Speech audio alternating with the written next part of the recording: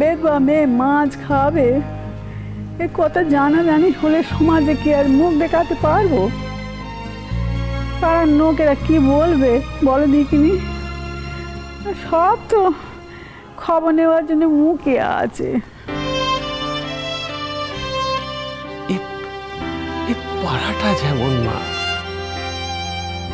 এরকম সব জায়গাতেই হয়। খবর নেওয়ার জন্য, কোথায় কি হচ্ছে জানার জন্য মুখিয়ে থাকে, খুদ ধরার জন্য ব্যস্ত হয়ে থাকে। সেরকম এই পাড়ার লোকই তো অমর্ত্য শোককে নিজের শোক বলে মনে করে। তারাই তো এই স্মরণের অনুষ্ঠানটার আয়োজন করছে। মা মা আমাদের মধ্যেও কি এইসব বৈপরীত্য নেই? এই যে আমি দাঁড়িয়ে আছি আজকে, নেই তো আমার মধ্যেও তো কত কিছু নেই, অনেক কিছু নেই। আমাকে যদি ক্ষমা করে এতদিন তোমরা তোমাদের সঙ্গে রাখতে পারো, তাহলে পাড়ার লোক কি দোষ করলো মা? একদিন মানবে না, দুদিন মানবে না, 3 দিনের দিন দেখো ঠিক মেনে নেবে, ঠিক মেনে নেবে। এখন বাড়ি খেতে চাই তব না, তাকে তো খেতে চাইতে হবে।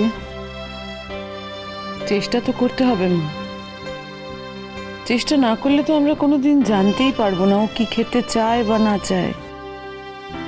তোমরা যাই ইচ্ছে করো মেজ বৌমা, আমি আর এত কথা বলতে পারিনি।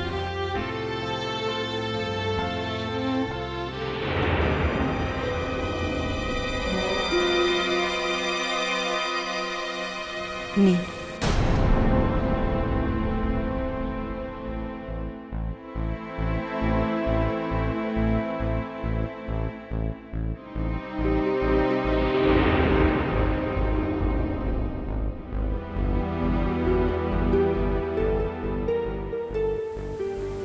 খবরটা আমি পেয়েছি নীল।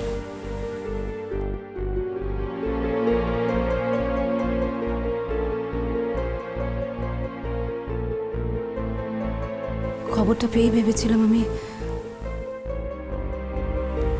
ছুটে আসব,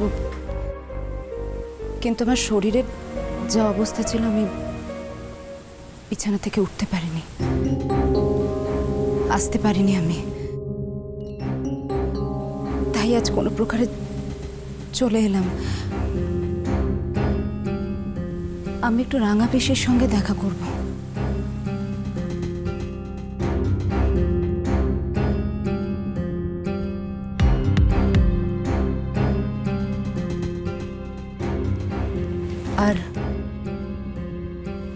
আর তোমার সঙ্গে আমার একটা কথা আছে। কিন্তু আমার তো তোমার সঙ্গে কোনো কথা বাকি নেই আরশি। দেখো আরশি, আমি একজন সংসারী মানুষ, আমার স্ত্রী আছে, একটা বড় সংসারের অন্তর্গত আমি। আর এই সংসারের একটা নিয়মও আছে। এইসব অস্বীকার করে, আমার স্ত্রীর দাবি অস্বীকার করে, তার সম্মান নষ্ট করে কোনো কারণেই তোমার কোনো ব্যক্তিগত কথা আমি শুনতে পারবো না। আর তোমার যদি কিছু বলারই থাকে তাহলে এখানে বাড়ির সবাই আছে, সবার সামনেই বলতে পারো। কারণ তোমার সঙ্গে আমার সমস্ত ব্যক্তিগত কথা অনেকদিন আগেই শেষ হয়ে গেছে।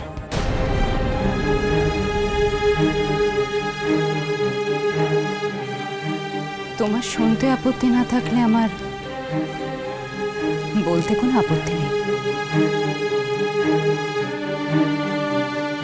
আমার শুনতে তো কোনো আপত্তি নেই, কথা তো বলবে তুমি, তুমি কথা বলবে, এতে আমার শুনতে আপত্তি থাকার কি আছে?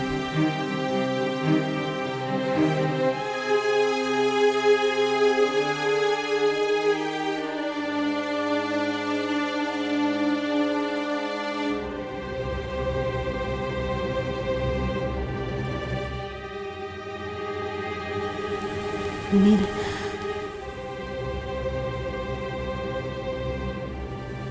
আমি মা হতে যাচ্ছি।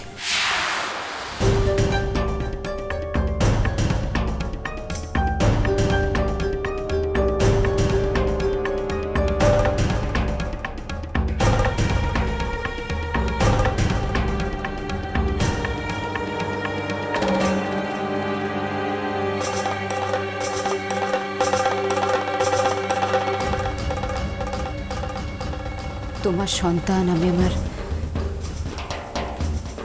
আমি আমার শরীরে বহন করছি নীল।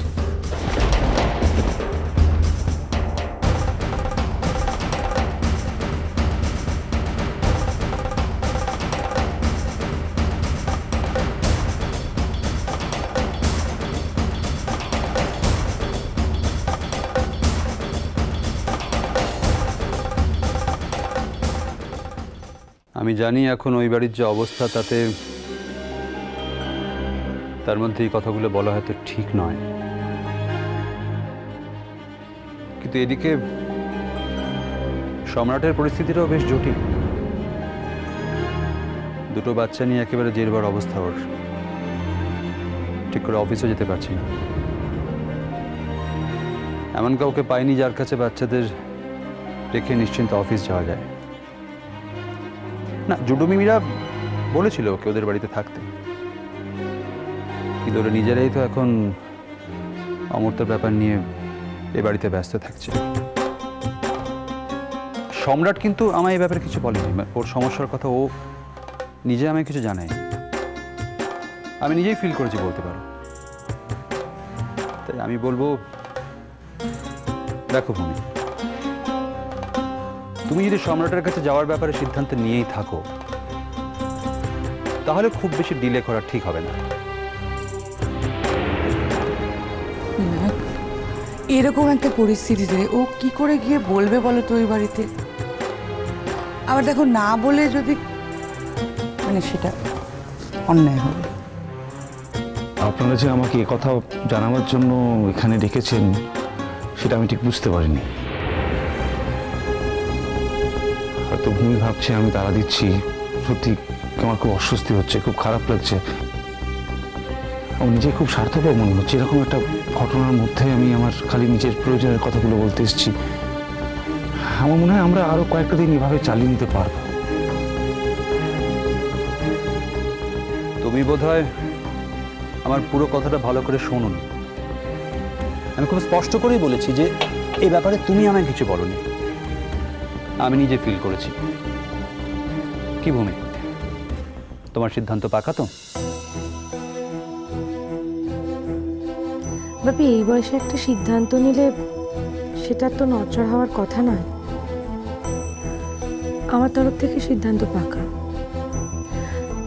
তবে সত্যি সত্যি এই সময়টা সঠিক নয়। মা বাপি দুজনকেই বলছি, এই সময়টা সঠিক সময় নয়। একটা মানুষের জীবন এইভাবে শূন্য হয়ে গেল, আর আমি কিনা তারই পাশাপাশি থেকে আমি নিজের জীবনটাকে নতুন করে সাজাবো, এটা খুব স্বার্থপরের মতো কাজ হবে। কিন্তু ভূমি, এই কথাটা তুমি যেদিনই বলবে সেদিনই তোমাকে স্বার্থপর মনে হতে পারে, তাই না? তাই বলে সম্রাটকে তুমি অনন্তকাল অপেক্ষা করিয়ে রাখতে পারো না।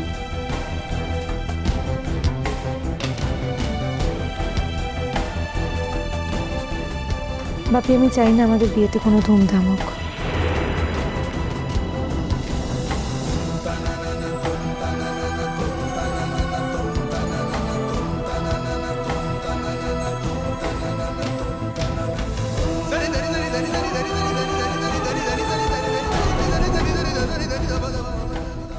শেষ কয়েক মাসে নীল কতবার আমার সঙ্গে হোটেলে রাত কাটিয়েছে, কতবার আমার সঙ্গে রিসর্টে রাত কাটিয়েছে, তার সমস্ত তথ্য, বিল সব আমার কাছে আছে। প্রয়োজনে আমি আমার সন্তানের পিতৃ পরিচয়ের জন্য কোর্ট পর্যন্ত যেতে রাজি আছি।